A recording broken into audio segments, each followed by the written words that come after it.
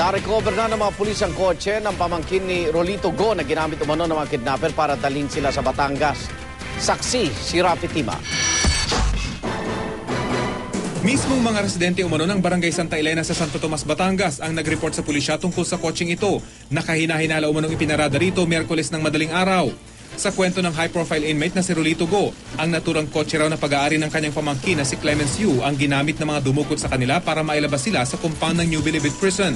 Nang datna ng pulis, wala na raw plaka ang kotse, may tama ng bala sa bubong at nakita ng isang basyo ng kalibre 45 na baril sa loob. UUR805 daw ang plaka nito.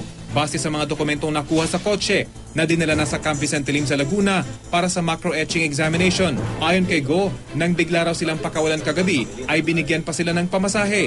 Kaya nakapag-bus pa sila mula Santo Tomas hanggang Alabang kung saan sila sinundo ng mga pulis. Pero sa babaan ng mga pasahero ng bus sa Alabang na aming pinuntahan, wala raw nakapansin na konduktor, driver o dispatcher kay Go kagabi. Hindi rin matiyak ng Lucena Bus Lines kung alin sa mga bus nila ang sinakyan umano ni Go, gaya ng nabanggit ng pulisya. At wala rin daw sa mga tauhan nila ang hiniraman umano ng cellphone ni Go. Wala rin umano nakipag-ugnayan sa mga pulis na nakadestino sa bus stop tungkol sa pagsundo kay Go roon. Sa gitna ng investigasyon, inihayag kanina ni Bureau of Corrections Director Gaudencio Pangilinan na maglilive muna siya sa pwesto. Si Justice Secretary Laila de Lima na pansamantalang mangangasiwa sa Bilibid, nakipagpulong naman kay Rolito Go ngayong gabi.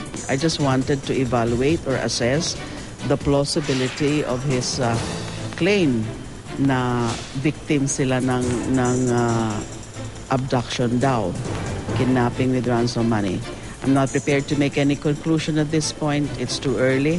Naibalik man sa Bilibid at humingi pa ng paumanhin sa pamilya ng pinatay niyang si Eldon Maguan. Hindi raw basta mapapatawad si Go ng pamilya ng biktima. Never siya nagpakita sa amin ng remorse. Never naman niya inamin na binaril niya yung kapatid ko eh. Until the very end of the case, ang testimony niya lahat, hindi siya involved, wala siya doon. Sabi niya na he's sorry, pero yun nga, nakita mo na talagang hindi namin na-feel yung sincerity niya. Kasi parang it's always been him. Hindi namin na paano ba mga pain na kinos niya sa amin. Hindi rin daw kumbinsido ang pamilya na nakidnap si Go, lalo't minsan ang tumakas ang convict noong 1993. Knowing history din ni Mr. Go na talagang matagal na niyang pinipilit pakita na lamang siya sa lahat, na kaya niya makakuha ng special treatment. Hindi lamang dahil napatay yung aming kapatid, kundi masama dahil mismo na-experience namin yung history ni Rolito Go na pinakita niya yung pagkawalan ng respeto niya sa batas. Ako si Rafi Tima, ang inyong saksi.